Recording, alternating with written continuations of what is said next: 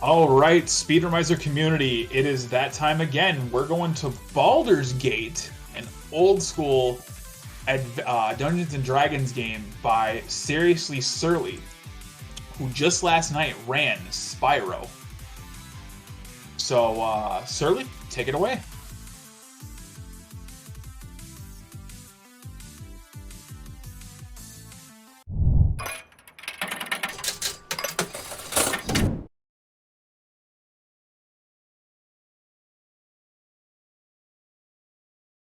Hi, everybody. Say hi to Hobbs. Oh, yours? Okay. Off you go. The reason I bring Hobbs up is you'll see his profile picture here in a second. I'm Seriously Surly. I have a camera to fix. Here we go. Today we are playing Baldur's Gate. So this is Baldur's Gate Enhanced Edition. We play on the current patch. And we are going to load up the character file here. It's a level 1 character. I just pre-make it so I don't have to remake the character every time. We play as a chaotic neutral half-elf bard. But we play as a subset of the bard, the Blade. This is new for the Enhanced Edition, so if you played the original, you haven't seen this yet. The Blade has a move called Offensive Spin, which makes me move at double speed. So basically I get to sprint around everywhere. My stats are good. Wisdom's a dump stat. We need 18 Charisma, that helps my shot prices stay low. We need 15 Strength for 1 dialogue option. And the rest of this is just to be healthy and try to die less to traps. So these are nice to haves, they are not need to haves. Otherwise, I'm going to pick up some colors here, and then the game's going to start talking at us, and then I'll count down. So yeah, there's Hobbs. Oh fun. We play on core rules. Just no modifications to the original set of AD&D rules. I'll get into some of that. It's a short run, lots to talk about. So the game's going to start talking, and I'm going to count down. So, in 3, 2, 1, go. So Baldur's Gate is broken up into 7 chapters. I'll be kind of calling them out as we go. This is the prologue. It's its own thing. You get to kind of explore everything. You get talked to by Imowen. She's a childhood friend. There's story here. We're going to ignore a lot of it. We are literally just hitting the bare minimum story beats in order to complete the game. You're a queer fellow. So we met Imowen. Now we're going to not get attacked by Gibberlings. There we go. Take a few of the items that she has on her. Imowen right now is just a pure thief. She will turn into a mage thief much later in the game. And that's actually a very good mix of classes. Those two are Monteron and Other One. They have names. I don't really care about them. They literally are a source of potions for me. That's it. That's all I care about from them. I got attacked on that rest, so then I had to talk to our red mage friend, Elminster. We try not to talk to him as much as possible. It's just slow. But right now, we are going to move around the world. We're doing the exploration phase. So in the original game, you basically, like you can see, you can go anywhere you want. There's only a few things that are story locked, the main city of Baldur's Gate being one of them. Otherwise we'd be there right now and we'd be skipping ahead to chapter 6. But we're doing this chain of maps so that I can travel around the world more easily. Every time you visit a map, it stays unlocked for you. But otherwise, you don't know that they exist. So you saw that my map there is very blank. There's lots of locations. There's like 35, 36 locations in this world that you can go visit. And we're only going to see pieces of like 12 of them. That's just because Cloakwood is huge. Get in the hole. There you go. So we picked up a ring and a rock. We are going to identify and then sell that ring. It's a very nice ring. If you find it in a normal playthrough, you'd probably want to keep it. I'm just going to grab a few more spells here. I'll explain what they do as I use them. We only do 2 shops in the entire game. So it's a pretty tightly routed run in terms of item and gold. Thankfully, it works out in our favor for the most part. That Ring and a Rock really saves a lot of hemming and hawing, and can't imagine what we could do without that 9,000 gold. So we're coming up on the end of my wandering through the woods, as I like to call it. This is one of my favorite sections of the run, actually, just because it's so peaceful and quiet. Little to think about. We're just running, just moving. This is a crazed berserker with a sword. We answered a riddle, and now we get teleported to Nashkel. This is where we're supposed to be. This is kind of where Chapter 1 ends, Chapter 2 starts. We need to go investigate these mines that I'm headed to. And by investigate the mines, I mean run to the end. We passed by Minsk there. Everyone who knows Minsk and Boo, say hi, Minsk and Boo. It's long gone. Long gone. Once again, we're going to find something very useful stashed in a tree. There we go. Identify that quick. Then we'll put some items on. Cast a spell. So that spell that we just cast is called Shield. It improves my armor class against missile weapons. And that's going to be very useful because the kobolds in here are very dangerous if I get shot by their arrows. So we just try and increase the chance of me not getting hit by those arrows. It is a D&D style game, so everything is rolled. Everything is rolls with modifications. So we are in the old school, so we use Thaco, AC. Back when Thaco went down, AC also went down, and that made sense to people. It does not make sense. It does in its own convoluted way, but it does not make sense. Yeah. But it does mean that anytime that a 20 is rolled, I'm going to get hit regardless of what all my modifications are. They're called criticals, they happen. We're just going to hope to not see any. Hey look, the mirror image worked. So we cast mirror image there, we ran over a trap. There's no way to prevent that trap from going off. Unless I'm a thief, and then I could disarm it.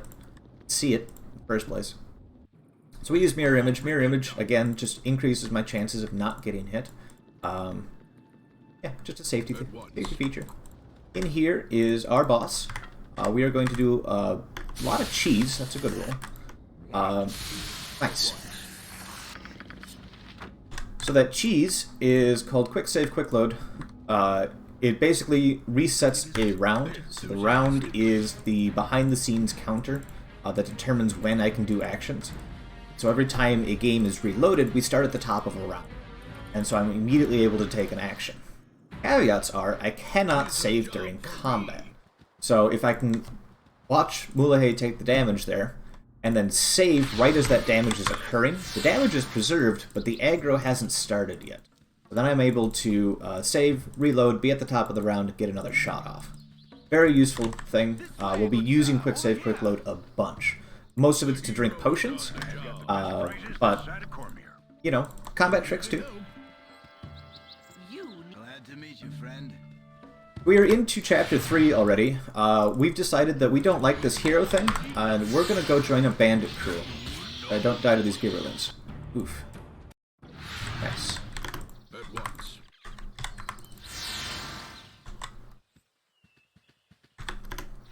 Nice. Yes, those buttons. Dialogue options. They are hard to remember. So there's 2 ways to go about the bandit camp. One, you can storm in all righteous and, you know, full of fury, because they're bandits and they're, you know, stealing from people. Or you can just join them. It's already done. And then none of them aggro on you, and you can just walk through their camp with impunity. I prefer this option. This option's much safer. Do a quick menu here. We're going to equip that necklace that I bought. We'll explain that in a minute. Put this on 2. Save. Drink this. Do this. Alright. So in here is a chest. This chest has papers.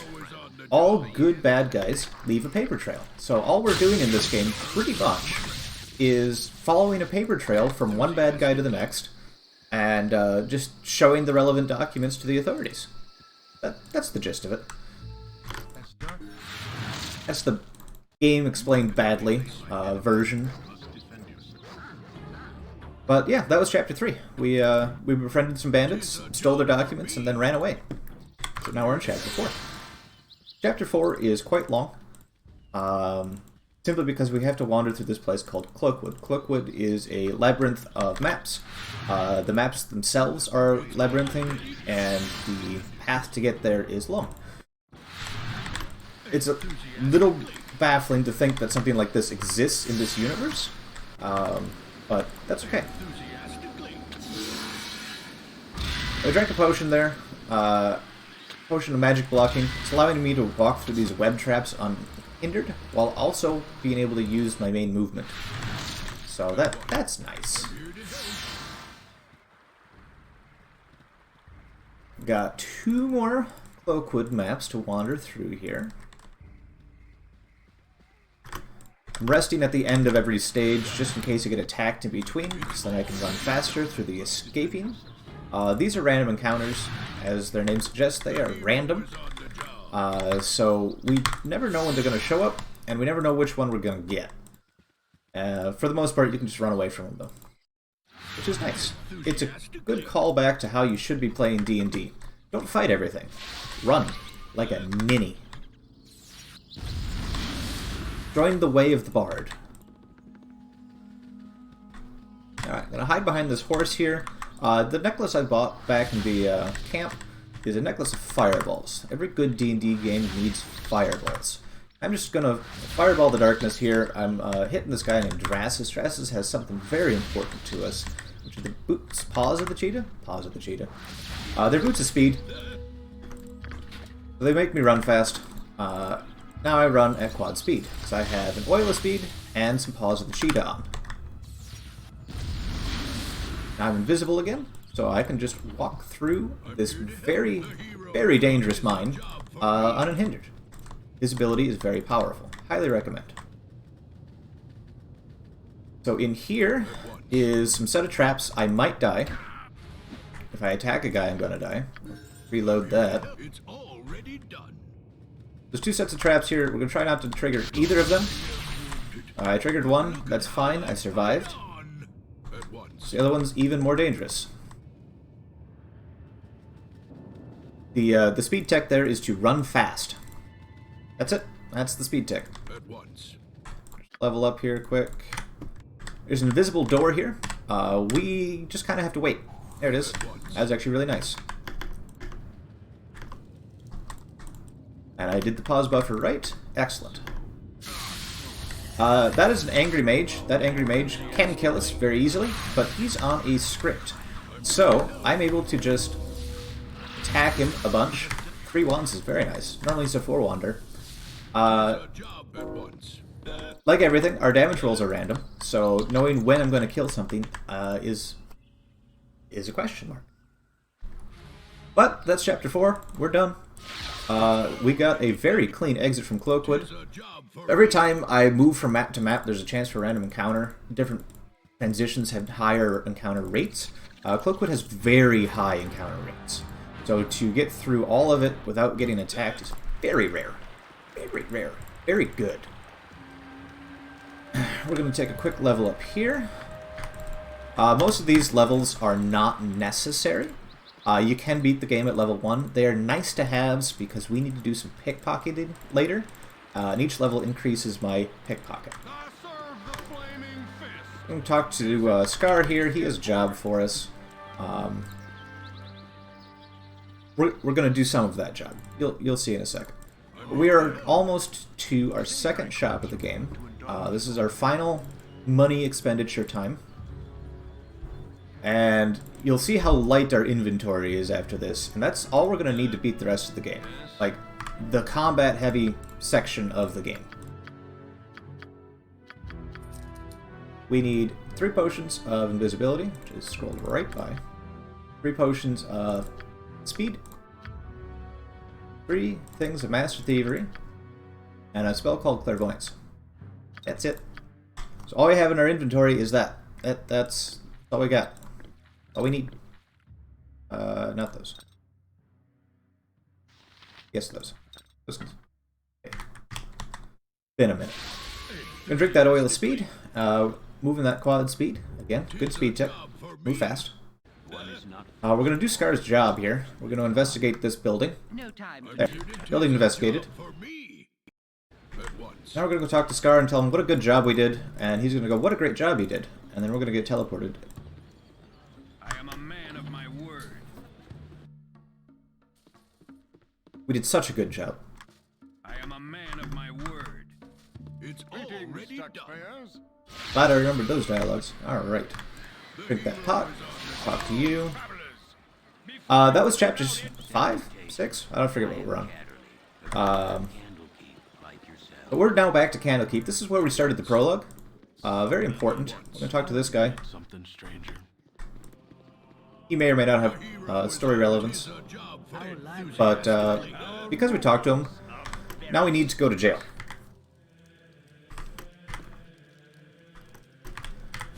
And now we have been sprung from jail, because we have friends in high places.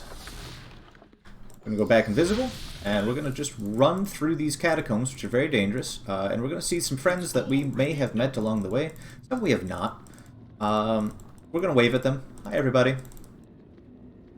Bye, everybody. Once again, invisibility just proving how amazing it is. In more modern games, they introduce things like sound mechanics, and that makes, you know, moving around invisible at least have some consequence. Not so in Baldur's Gate. This is an old game, originally released in 1998 on like 5 CDs, because all of these maps needed a place to live. And yeah, here we go. Need to get out of Elminster's sightline here, and then we're going to buff up. We're going to take this. Save. Drink this. Drink this. Alright. I think I did that right. We'll find out later. This on. The rest. Okay. So right now I'm drinking those potions of Master Thievery. We're going to pickpocket this guy here. That was terrible.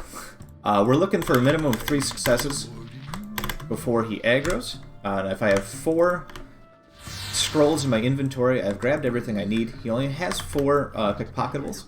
If you get 4 successes, you can just leave. If you have 3, you kind of have to check. But that's a fight. That's a very bad fight. But we're just, you know, finishing up that paper trail. We've been hunting down here.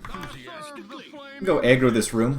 This is a nasty fight. This is a very nasty fight. I do not recommend this fight to anybody. With doppelgangers. This is where RNG goes wrong. And I mean wrong. So we are going to continue our trend of fireballing the darkness. And we're hoping some are going to die here soon. Down. 1. Not great. We got 1 fireball left. Ooh, I think I hit. Yep. Gotta reload that one. Can't hit belt. We hit belt, it's game over. Good. And now we are out of fireballs, so now we're going to rely on my wand. Enthusiastically.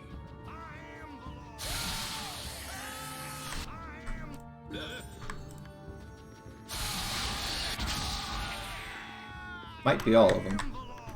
Yeah. Excellent. That was not bad. Honestly, that was not bad at all. Alright. We pull this up. We're going to pull this up. Pull this up. That little inventory I've got there, those 3 items, are going to carry me through the rest of the game. On that list is Shadow Door, Clairvoyance, and a Potion of Invisibility. Be familiar with Potions of Invisibility by now. I need Belt or somebody.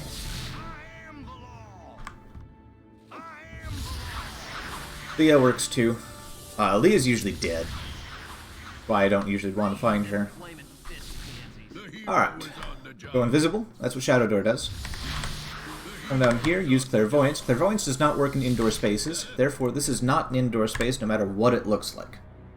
Giant Maze is not indoors. The rules text tells me this, otherwise Clairvoyance would not work. But now the autopathing is going to take care of this, so this is... So happy this works. He used to do this manually and it was terrible. We're coming up to the end of the game. All we have left to do is be our bardliest and dance. It's very important. Dancing is very important in this game.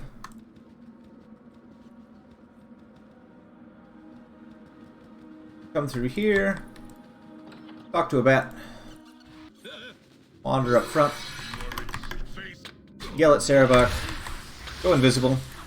And then between these two eyes are traps. They reset every round, a little bit faster, and I get to just go back and forth. Time will be when I lose my HUD here, so it's coming up very shortly. Dance, dance, dance. Dance, dance.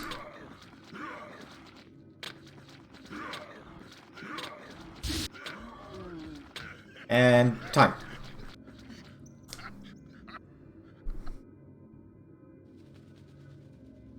And that's Baldur's Gate 1. Easy.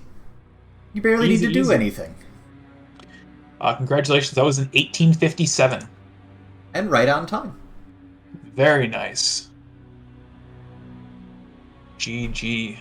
Thank you. Closing remarks, comments. We got a whole bunch of time. We are so far ahead of estimate right now. I was only a minute fast. Yeah. I'm SeriouslySurly. You can find me on Twitch at seriously_surly. I will actually be doing this run over at RPG Limit Break in a couple weeks, which is super cool. I do very intermittent streaming. I do a lot of side projects. I do Baldur's Gate 2, Kingdom Hearts 2. I play quite a bit in their tournaments, which I am in another marathon in November for that.